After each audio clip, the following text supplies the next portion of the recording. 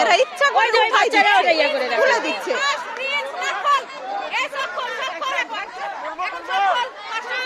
এনাদের মধ্যে একটা হাত ছেড়ে দিলেই তো হয়ে যায়।